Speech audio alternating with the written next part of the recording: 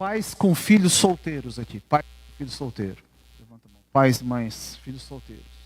Ok, pode baixar. Quais são as qualidades, as virtudes desejáveis para alguém que se pretende seu futuro genro ou nora?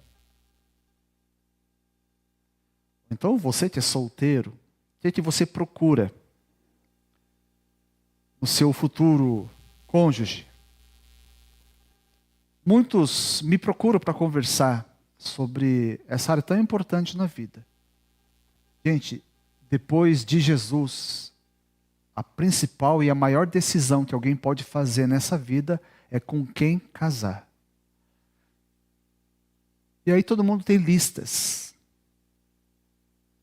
Listas, algumas são assim, incríveis. Lista do tipo assim, eu quero morrer solteira. Porque é alto, loiro, de olhos azuis, crente, trabalhador, rico, filho único para não ter cunhado. E por aí, fala assim, filho, você vai morrer solteiro. Essas são besteiras. Você pode fazer algumas listas. Por exemplo, o que é fundamental e inegociável para alguém ser o seu cônjuge. Para um crente, tem que ser cristão, tem que amar Jesus, por exemplo. E também tem aquelas que são desejáveis, mas não fundamentais. A minha tia queria um homem alto. O meu tio foi bem mais baixo que ela. De modo que na bicicleta, se ela sentasse no cano, ele no selim, ficava do mesmo tamanho. Bem bonitinho assim. Porque essas são coisas secundárias, não tem muita importância. Agora, se a gente for pensar em Deus, o que seria para Ele fundamental? Que virtude Ele espera encontrar? Qual seria a joia da coroa? Fala assim, olha, isso aqui não pode faltar.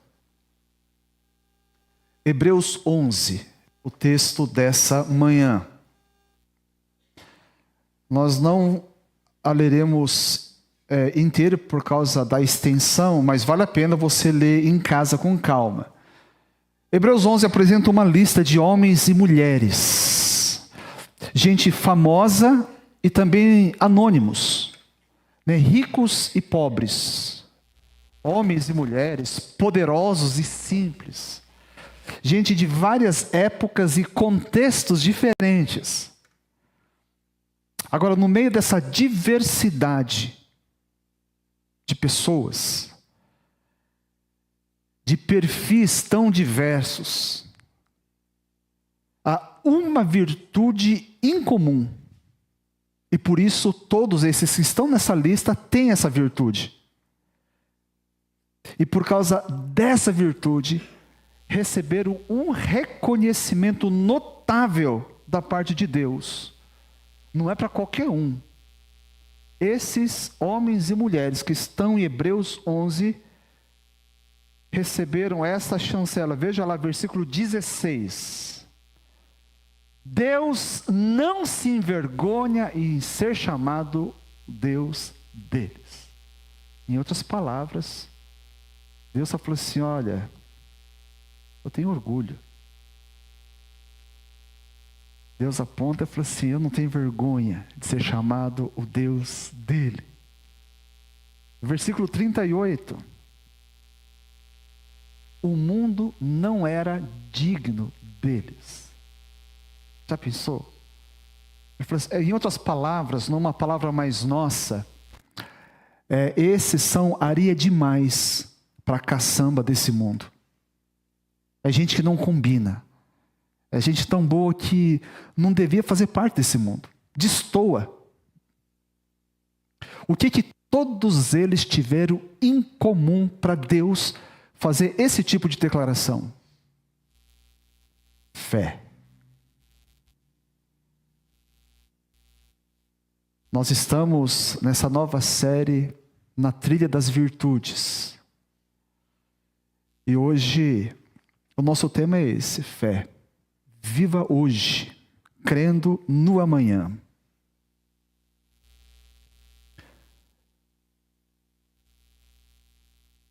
Versículo 6. É um dos mais conhecidos nesse capítulo. Vocês podem ler, por favor.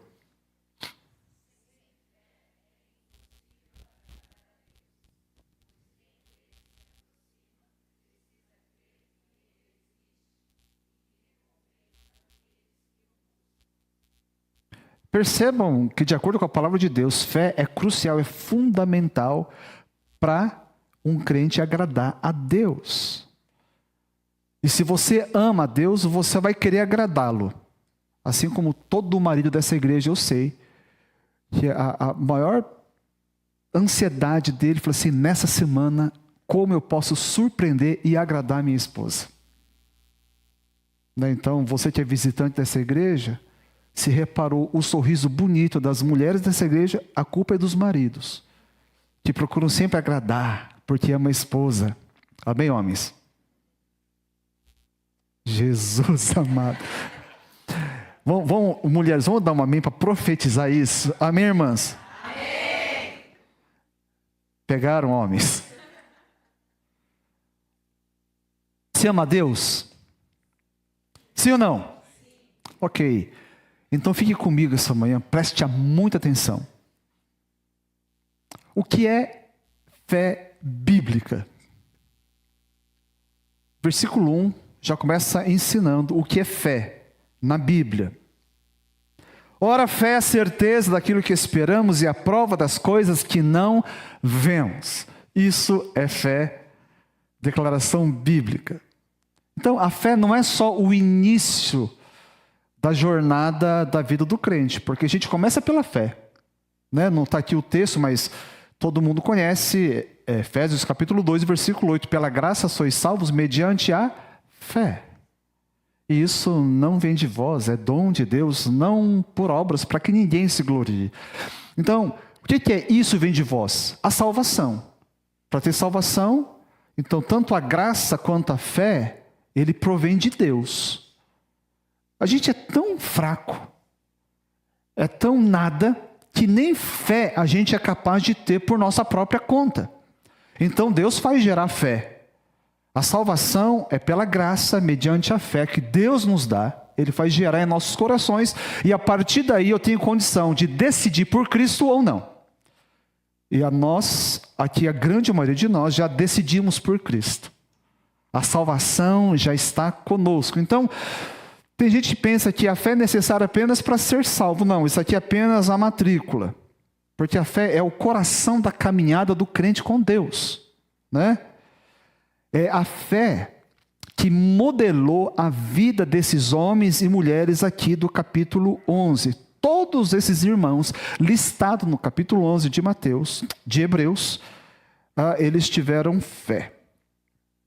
Dr. Martin Lloyd Jones, já falecido, ele disse assim: fé significa simplesmente crer em Deus e apostar tudo no que Ele disse.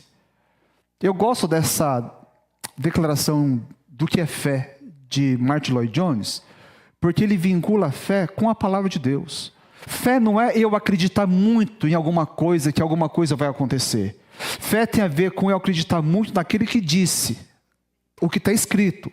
A minha fé, ela está firmada em Deus e naquilo que Ele falou na sua palavra. Fala assim: não, eu sei que vai acontecer porque eu acredito muito, eu tenho fé. Isso aí é desejo, não é fé. A fé tem que estar firmado em Deus e na sua palavra. Muito bem.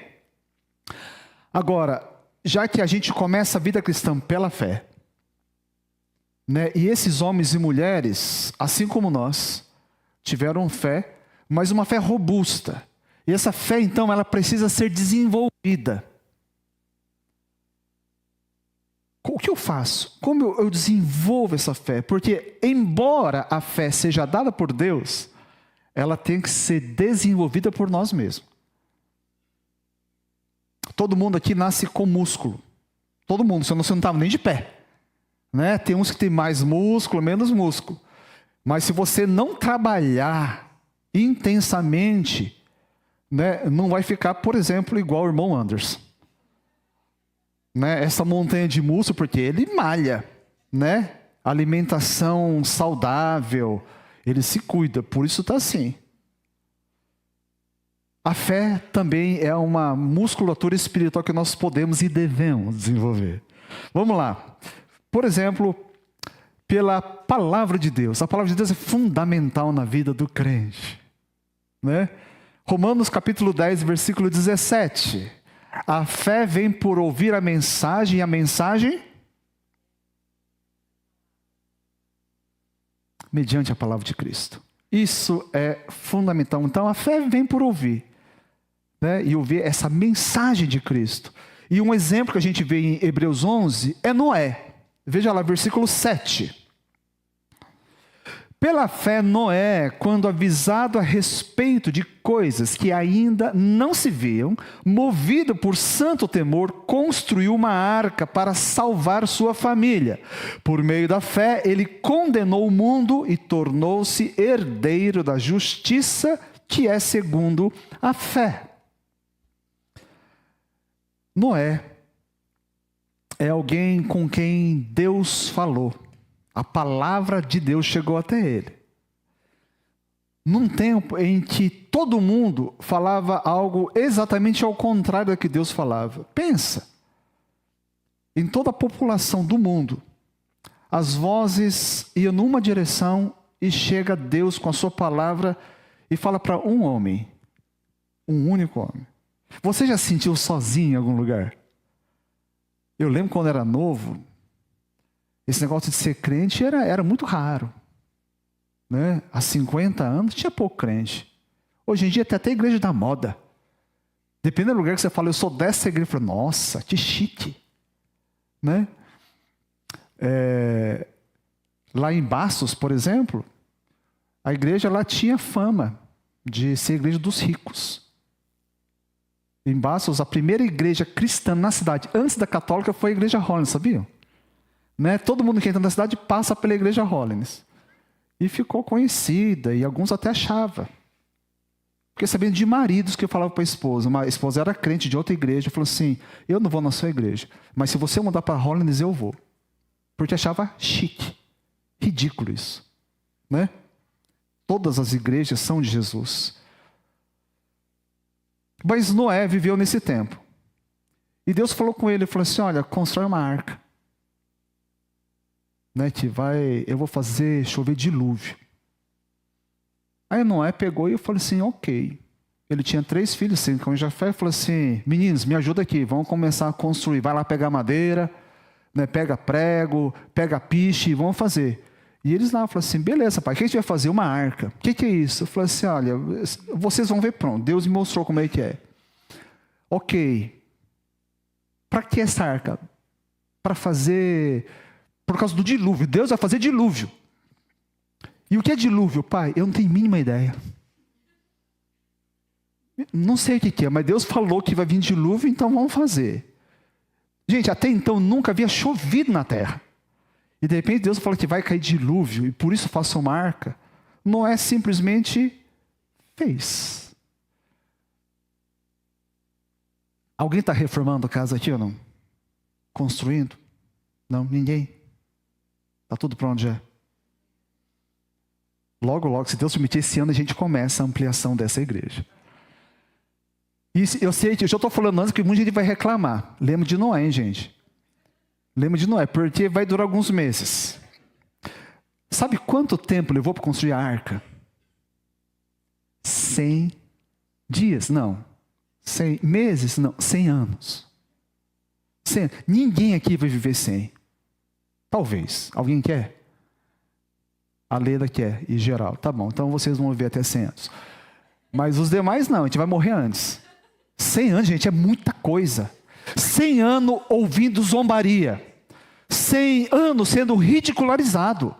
100 anos vendo aquela família de Noé fazendo uma coisa que não fazia sentido para algo que eles não conheciam. Falei assim, vocês não sabem aproveitar a vida. Que negócio de Deus. A Bíblia diz que Noé era um homem justo. Era um homem que se distinguia dos seus pares no seu tempo. É alguém que o mundo falava, você não sabe viver, Noé. Se matando aí, cortando madeira, mas mais madeira, entra ano, vai ano e mais ano e nada. 100 anos ouvindo. Zombaria. Sendo ridicularizado. Eu sei que muita gente sofre quando é minoria no seu ambiente, às vezes na sua própria família, no seu ambiente de trabalho, na sua escola. Noé é alguém que, porque ouviu a palavra, e às vezes, a gente no Brasil, graças a Deus, pelo menos aqui, a gente não tem uma perseguição do tipo de levar pedrada, igual aquele missionário peruano que veio aqui. Mas humilhação e zombaria, às vezes machuca mais do que pedra, não é? Marido e mulher que briga sabe disso. Né? Tem palavras que você nunca mais esquece. Um dos membros, filho de membro dessa igreja, passou alguns anos aqui, mudou para outro país. E ele começou a sofrer bullying do tipo cinematográfico. Dos colegas levar ele ainda pequeno, criança, para o meio do mato, espancar a ponto de sair sangue. Ele voltava para casa, antes dos pais chegarem, escondido, lavava a roupa para eles não verem o sangue na roupa e também não secar, né? não endurecer na roupa. E ele passou, nós não sabemos quanto tempo nessa vida, sofrendo, até que um dia os pais descobriram. A polícia entrou na história, né? E aquilo foi resolvido, ele não sofreu mais o bullying. Mas o relato dele depois chamou atenção. Ele disse assim que o que mais doía nele, a ponto dele se autoflagelar, ele puxava o cabelo e saía chumaços de cabelo. Ele tinha falhas de tanta raiva que ele sentia da situação. Ele falou assim, mais do que os socos que eu recebia, o que doía era a humilhação dentro da classe. Quando todo mundo fazia aquele brasileiro de bobo na frente de todo mundo, aquilo o feria. E isso fazia com que ele se ferisse ainda mais. Hoje já está casado, é pai de 2 crianças. Toda aquela violência não tirou a doçura da alma dele por causa de Deus. Nós não sabemos o tanto de humilhação que Noé passou, mas 100 anos. E você? O que dirige a sua vida?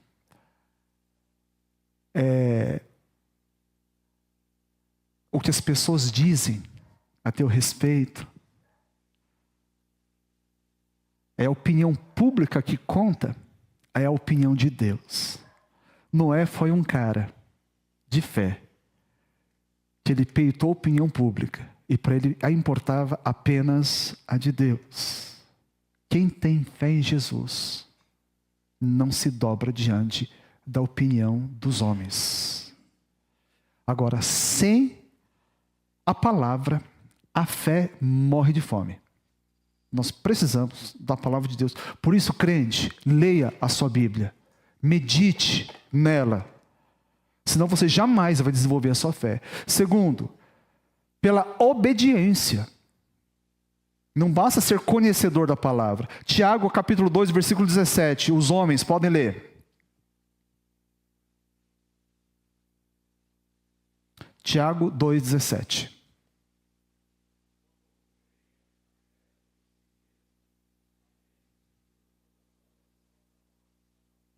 Olha só.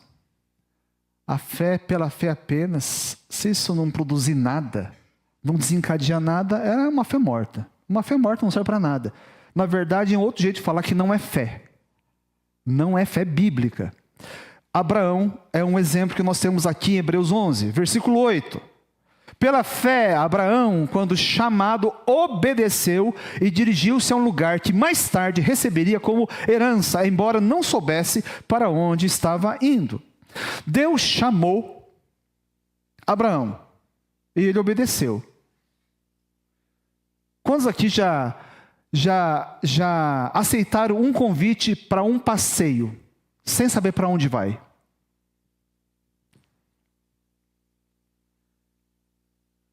Só Xia. Ó, o Code também. Porque Por que você aceitou hoje? Eu não sei quem é, mas eu sei por quê. Porque ele confiava em quem o chamou. Somente por isso. Né? Uma vez, a minha família também recebeu um convite de um grupo de irmãos lá da Liberdade, quando a gente frequentava lá. Falei assim, olha, reserve tal data e a gente vai viajar. Para onde? Não, é surpresa. Né? Foi desse jeito. Eles só nos falaram na véspera da viagem. Porque a gente tinha que ir com roupa própria. A gente foi para uma ilha, né? E passamos lá alguns dias assim memoráveis. Mas a gente confiava nas pessoas. Eu tinha certeza que eram gente que gostava de nós, né? Que não era lugar para a gente passar fome. Tinha certeza que não ia ser não ia ser na Ucrânia, não ia ser nada parecido. Não ia ser um lugar bom. E foi um lugar bom. Abraão foi chamado. E ele obedeceu sem saber para onde estava indo. Olha só, ele rompe com todo o seu passado, com toda a sua história, com a sua família. Não é coisa pouca. Ele deixou todo mundo que ele conhecia para um lugar que ele não sabia, porque ele confiava no caráter daquele que te chamou. Então, para você obedecer, você precisa conhecer o caráter de Deus. E o caráter de Deus, a gente conhece pela fé nas Escrituras, por isso a primeira é a palavra, mas é também numa vivência. Por isso, quanto o crente mais tempo tem numa vida de fé, de caminhada com Deus, tanto mais robusta fica a sua fé. Porque a gente vai acumulando experiência, em cima de experiência, e a gente vai vendo que Deus é confiável. Não sabia exatamente para onde estava indo, mas ele sabia exatamente com quem ele estava indo. Na vida de fé não importa onde, não importa como, importa com quem. E se você tem a sua fé firmada em Deus, então a gente vai. Tem lá a sua cota de ansiedade, de adrenalina? Lógico que tem. A gente não sabe o que está depois da próxima esquina. Mas nós sabemos quem está nos esperando depois daquela esquina. É isso que conta. Então Deus chamou e ele obedeceu. A fé de Abraão não foi inoperante. A fé dele levou à obediência. Abraão nos ensina, na fé, a gente caminha entre mistérios, porque nós nunca sabemos exatamente o que nos aguarda. E por isso, às vezes, nós vamos caminhar sozinho? Nunca. Mistério, sim. Sozinho, nunca. Abandonado, jamais. Tem que experimentar. Por isso, a vida de fé, por mais que assim seja uma comunidade de fé, no fim, a experiência individual não tem como eu tomar carona na experiência. O seu pai pode ser um homem de fé, o maior exemplo de fé na sua vida.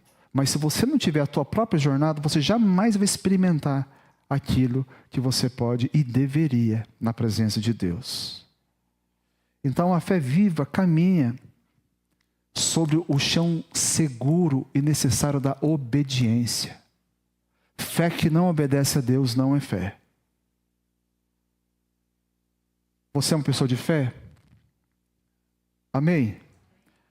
Então olha para qualquer um e fala assim, por isso eu vou obedecer.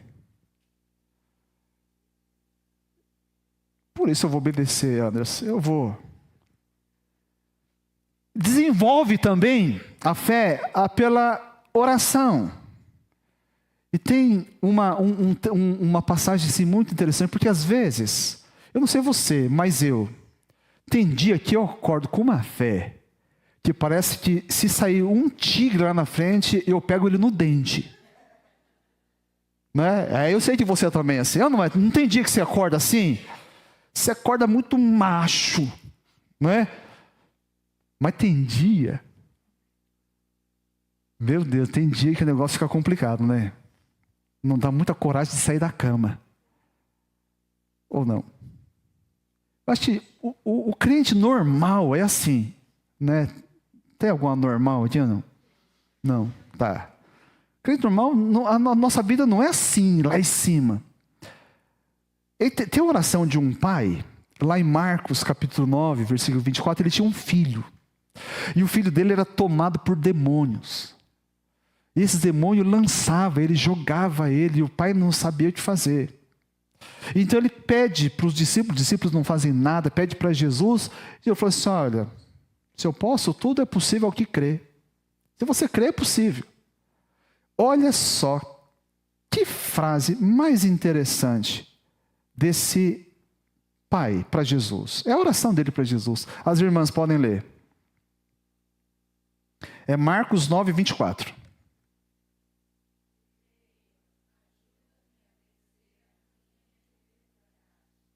Troço estranho esse, né? Eu creio, mas me ajuda a vencer a incredulidade. Eu creio, mas que a minha fé não está muito lá aquelas coisas. Eu acredito, mas está difícil acreditar. Mas eu acredito. Tanto é que ele estava na presença de Jesus. Meus irmãos, se a gente está orando diante de Deus, é lógico que você crê em alguma coisa. Ou então você é um maluco. Se a gente vai diante de Deus é porque existe já ali uma fé prévia. Mas parece que a nossa fé já não está aquelas coisas. E aí essa oração, né? O que eu vejo é o seguinte, mais do que o conteúdo da oração desse pai, é que a oração é que vai regar a nossa fé. Nos dizem que a nossa alma está naquela seca brava. Sabe, parece que você não consegue extrair mais nenhuma gotinha ali, nem espremendo. É a oração. Não adianta você ficar esperando do nada. Falar, não, quando tiver fé eu vou começar a orar. Não, não tem fé, ora. Até ter fé.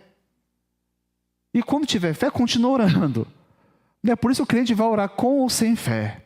Na verdade, um pouco de fé a gente já tem. Senão a gente nem ia dirigir palavras a Deus. Então, oração é fundamental. Ore. Ore. Palavra, obediência, oração. O crente nunca vai escapar disso. E agora, quarto ponto, para desenvolver. E esse aqui é a prova de fogo. É a prova que todos esses homens aqui, essas mulheres, no capítulo 11 de Hebreus, experimentaram. Qual que é? Provações. É pelas provações que a nossa fé é desenvolvida. Tiago, capítulo 1, versículo 3, os homens.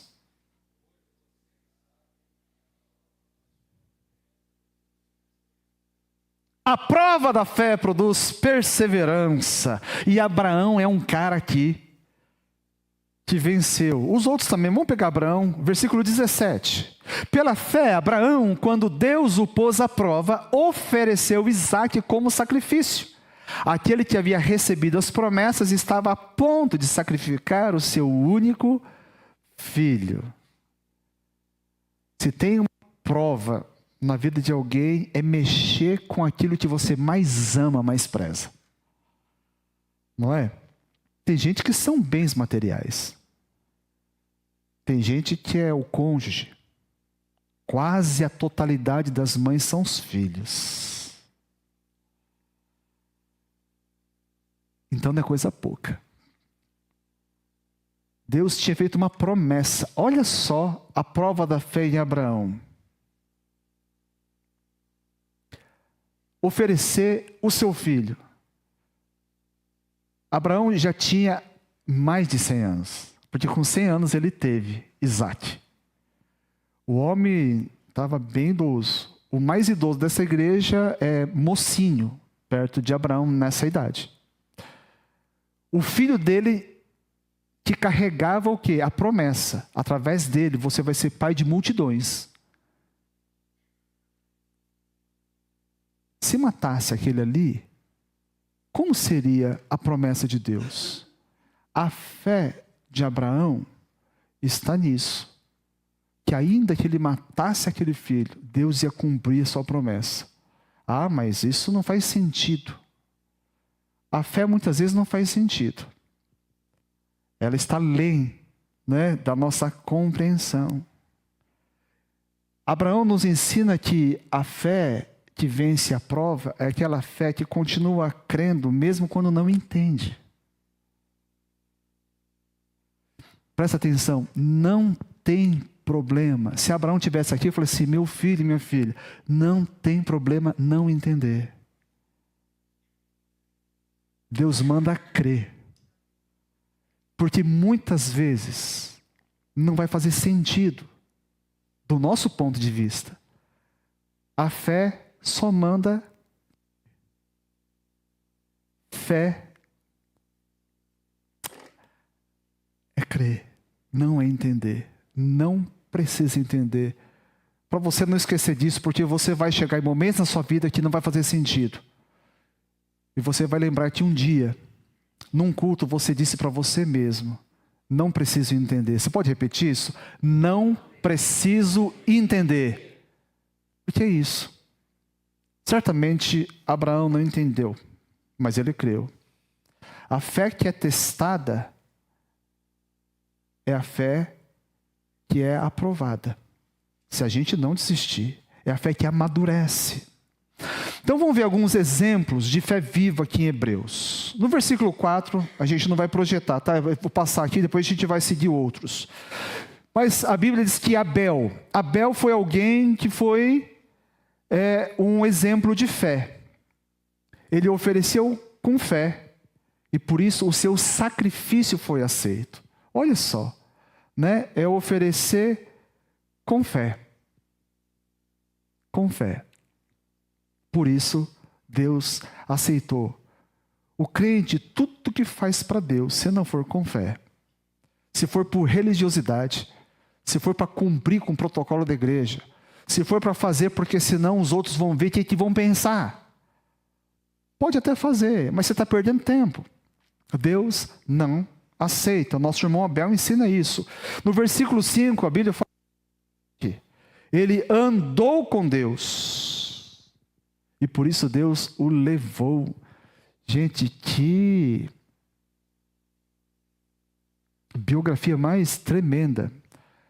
É alguém que a Bíblia fala tão pouco, mas é alguém que mais nos impressiona nas Escrituras. É alguém que andou com Deus. Você que quer ver bastante tempo, faz um exercíciozinho. Pega esse capítulo todo lá do Gênesis, conta a genealogia, e vê todo mundo que viveu. Quantos anos viveu? Né? É tudo mais de 900 anos. Até chegar Matusalém, que viveu 969 anos. Aí eu estava fazendo um gráfico e vendo o ano de nascimento, ano de morte. Sabia que o próprio Adão, ele viu até o tataraneto dele? Ele estava vivo ainda quando foi nascendo. Mas olha só, a gente acha muitas vezes que anos de vida é símbolo de bênção.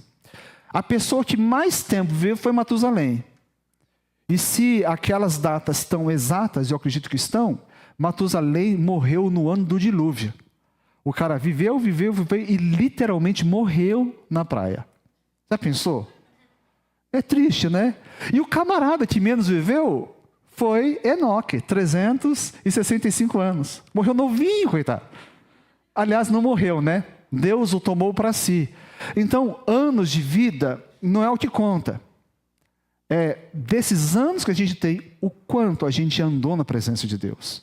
E a fé faz nos andar na presença de Deus. Ele andou tanto com Deus que Deus não aguentou. Não é igual você quando era pequeno. Sabia que o presente de Natal estava lá guardado, mas você foi lá antes e abriu, né? Enoque foi um homem tão tremendo na sua fé, na sua caminhada, que Deus falou assim: sobe. Né? Você não vai ter a bênção de experimentar a ressurreição dos mortos. Já pensou? Né? Ele passou direto para a última fase, sem experimentar a morte e a ressurreição. Sara, no versículo 11, ela diz que ela creu em Deus, que ia ser mãe, mesmo sendo estéril. Olha só, né? Era estéril, já era idosa. Sara foi mamãe com 90 anos. Tem gente que tem filho bem tarde, né? A medicina não recomenda. 40 anos já é tarde, não é? É tarde. 42 anos. É tarde. Louvado seja Deus, né? Minha sogra teve a Gia com 42 anos de idade. Né? Estendeu um pouco mais porque ele queria me abençoar. Por isso, orem, homens. Né? Eu orei bastante. Deus deu esse presente. Moisés, versículo 24 e 25. Diz que ele renunciou os tesouros do Egito por amor a Cristo. Se tinha um cara que no tempo dele podia falar assim, esse cara chegou lá, é um vencedor, esse cara tem as marcas de um sucesso. Ele foi criado como o filho da filha de Faraó. Ele foi treinado para estar lá no topo. E o Egito era a grande potência da época. O cara foi criado no melhor. A fé dele, considerando tudo aquilo que Deus tinha para ele, fez com que ele não titubeasse e renunciasse a tudo isso. Isso era fé. E quantos crentes, por muito menos, negam sua fé, desonra a Deus,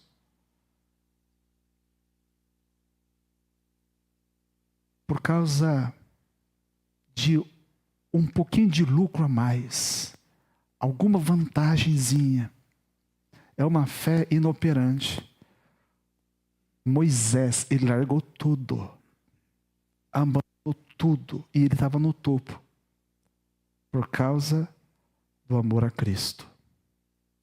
Então, a Bíblia relata, tem vários, mas eu quero agora para a lista dos anônimos, gente que a gente não sabe quem é. Hebreus capítulo 11, verso 35 a 38. Presta atenção que essas linhas aqui são emocionantes. Eu me empolgo com esses, até mais do que com esses nomes conhecidos, porque os nomes conhecidos parece que a gente enxerga eles como os gigantes, né? Anônimo, eu sou um anônimo, né? Meu nome não está aqui na Bíblia, o seu também não está, mas olha lá. Houve mulheres que pela ressurreição tiveram de volta os seus mortos. Alguns foram torturados e recusaram ser libertados para poderem alcançar uma ressurreição superior.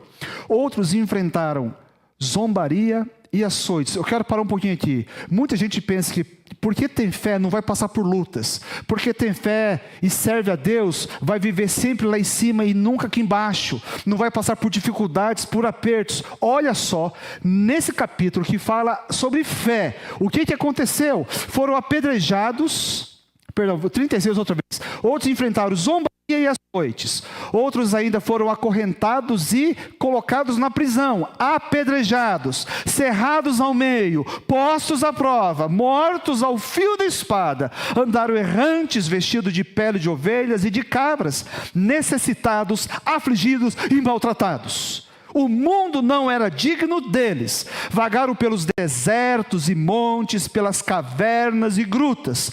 Todos estes receberam bom testemunho por meio da fé. No entanto, nenhum deles recebeu o que havia sido prometido. Deus havia planejado algo melhor para nós, para que conosco fossem eles aperfeiçoados. Esses homens e mulheres que estão sendo honrados aqui nesse capítulo de Hebreus, vejam só, foram menos privilegiados do que eu e você. Por quê? Todos eles morreram, embora não tenham recebido. Versículo 13, veja lá. Todos eles morreram na fé, e embora não tenham recebido todas as coisas que lhes foram prometidas, as avistaram de longe, de bom grado, as aceitaram, reconheceram que eram estrangeiros e peregrinos neste mundo, eram cidadãos dos céus. Mas eu quero chamar a atenção para isso, não tenham recebido. O que eles não receberam e que nós já recebemos? Algumas profecias do Antigo Testamento, por exemplo,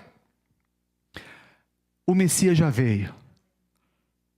Nós temos acesso a Deus por meio de Cristo. Somos feitos filhos e filhas de Deus por causa de Jesus. E já temos o Espírito Santo que nos dá comunhão direta com o Pai. Todos esses heróis, eles não tinham isso. Nós já temos. Privilégio nosso, que eles não tiveram. Só que, veja bem, nós vemos pela fé. Fé é certeza daquilo que nós não sabemos ainda. Daquilo que nós aguardamos com convicção. Nós, como povo de Deus, também já recebemos Jesus. Mas ainda temos coisas que nós estamos aguardando. E nós nos unimos aos nossos irmãos de Hebreus 11. Nessa expectativa do quê? Que eles não receberam e nós ainda não. A ressurreição dos mortos. Essa é a promessa. E nós cremos. Por isso, nós falamos que nós, como eles, somos peregrinos e estrangeiros aqui. A gente não se amarra aqui. Por isso que Moisés, ok, eu deixo todo o Egito. Eu tenho algo melhor me esperando. O crente que não tiver essa convicção, jamais ele vai andar como peregrino estrangeiro. Ele vai construir seu castelo aqui neste mundo. O seu reino aqui neste mundo. Então, a ressurreição dos mortos é uma bendita esperança. A redenção plena do corpo. Você que sofre. Eu sei que todo mundo aqui sofre de dores. Todo mundo que tem mais de 50 anos sofre em algum lugar, não tem jeito. E 60, pelo menos 2. E depois de 70, alguns lugares estão bons ainda, é ou não é? A redenção do corpo é lá na frente. Somos cidadãos do céu, mas ainda não chegamos lá. Novos céus e nova terra estão prometidas. Pela fé nós aguardamos. E a plena manifestação do reino de Deus.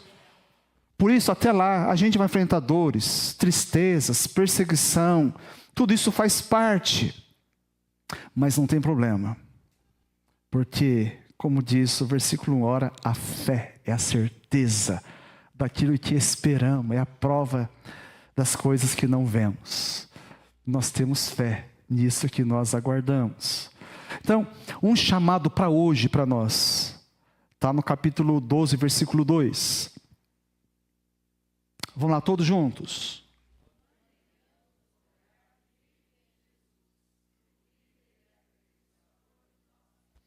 Então, colocar os nossos olhos firmes em Jesus, é Ele que vai aperfeiçoar a nossa fé. Né? Então, a sua fé está fraca? Não tem problema. Você não é um crente de segunda categoria. Peça a Deus, né? Faz a oração dos discípulos lá em Lucas 17:5. Senhor, faça a nossa fé crescer. Ou numa outra versão, aumenta-nos a fé. Os discípulos de Jesus oraram assim. Alimente a sua fé pela palavra todos os dias. É todos os dias. Tem gente que fala assim, ai pastor, hoje eu li 30 capítulos. Eu posso descansar no resto da semana. Não é assim. Né? Coma 30 quilos hoje. E fica o resto da semana sem comer. O que acontece? Né? É dieta balanceada, é todo dia. Ore todos os dias. E nas lutas, nas lágrimas, quando vier os ventos contrários, não desista, permaneça firme. Eu estou acabando. E se hoje fosse seu último dia de vida? Como você viveria hoje? Provavelmente, se você viveu a vida inteira lutando para sobreviver, fala assim, bom, então agora eu vou descansar. Não é justo. É o último dia. Ou então, se você viveu debaixo do imperativo do prazer, fala, não, agora eu vou zerar a minha conta. Né? Eu vou comer do bom e do melhor, eu vou pular de paraquedas, eu vou fazer alguma coisa, eu vou gastar todo o meu dinheiro, vou aproveitar. Agora, se você vive pela fé, é diferente. Por quê? Porque quem vive pela fé, ele diz, eu vou plantar. Eu explico. 1 de Crônicas 22, 2-5. Você pode depois ler em casa. Depois 29, do 1 ao 5. Davi, ele um dia quis construir o templo para Deus. E Deus falou assim, você não vai construir. A sua mão tem sangue. É o seu filho. Sabe o que ele fez? Falou, bom, Deus não quer, perdeu. Eu ia dar. Davi ajunta todo o material de construção. E não estou falando de tijolos. Estou falando de ouro, de prata, de pedras preciosas, madeiras de primeiro. Ele junta tudo. Ele junta tudo. Para construir um templo que ele jamais iria ver sequer a fundação daquele templo. Por quê? Ele fez isso. Porque o crente de fé, ele vive hoje como se fosse o primeiro dia. Porque no primeiro dia da nossa vida a gente planta, pensando em colher. No último dia a gente só quer colher, né? O crente que tem fé, ele planta e sonha hoje, ainda que ele tenha 99 anos. Né? Os 2 irmãos aqui da igreja que vai viver até os 100. Quando você estiver lá com 99 anos e 11 meses, Você vai chamar todos os seus descendentes e falar assim: vem cá, está vendo essas sementes aqui? Eu vou plantar. Mesmo que não colha, ainda assim o crente de fé semeia, para que outros colham, para honrar Deus, para a glória de Deus, porque ama a Deus. Então, a fé que agrada a Deus não é passiva, ela é ativa, né? Ela é viva, ela é obediente, ela é corajosa, ela é resiliente e perseverante. Desafio final para a gente levar para casa. Vamos viver hoje plantando, como se Jesus fosse voltar amanhã, mas plante. Plante mesmo que você não veja a colheita. Muito crente, fruto do plantio de outros que nem viram a sua conversão. Talvez alguém tenha orado por você e tenha morrido antes mesmo de você se converter e se tornar nesse crente lindo, nessa crente linda de Jesus. Caminhe e continue, mesmo que o caminho seja difícil, porque a fé vai ser demonstrada através disso. A fé honra a Deus e Deus honra a fé. Curva sua cabeça em nome de Jesus.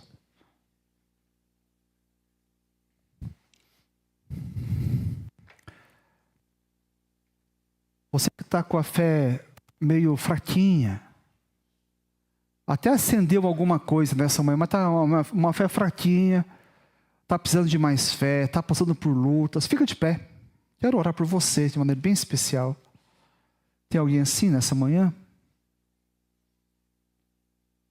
Amém. Se tiver mais alguém, fica de pé em nome de Jesus. É diante do Senhor que nós estamos. É diante do Senhor. Deus santo e bendito. Essa palavra, ela é tão empolgante, Deus. Os nossos irmãos listados nesse capítulo tão desafiador para todos nós, nos deixaram uma mensagem. Vale a pena. Não desista. E é isso que nós queremos. Provar através da nossa própria vida que vale a pena. E por isso nós não desistimos. Sobretudo, Senhor, porque nós e esses que estão de pé na Tua presença, creem que o Senhor existe. E que o Senhor vai recompensar aqueles que te buscam, conforme diz a Tua palavra. Quem vai até o Senhor de modo algum, o Senhor rejeita. Senhor, em nome de Jesus, aumenta-lhes a fé. Ajude-os, ó Deus, a não desistir, a persistir, a enfrentar. Ó Deus,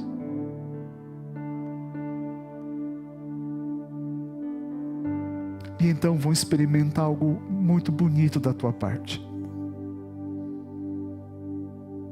Eu suplico, Senhor, a favor desses, que nessa senda sombria, para alguns, amedrontador, ainda que não enxergue o que tem lá à frente, eles possam discernir aquele que está ao seu lado, que a presença do Todo-Poderoso, ó Deus, se faça não apenas crer em suas mentes e corações, mas até mesmo ser sentido, Senhor, pelos Teus filhos nessa manhã. Deus, em nome de Jesus, eu louvo ao Senhor, porque o Senhor os trouxe aqui essa manhã, porque o Senhor não desistiu de nenhum desses. O Senhor tem um plano, um propósito maravilhoso. Louvado seja o Senhor. Nós queremos seguir essa semana desenvolvendo a nossa fé. Ó Deus, nos expondo a Tua palavra, obedecendo, orando e perseverando, para a glória do Senhor, em nome de Jesus. Amém. Coloque-se de pé, em nome de Jesus.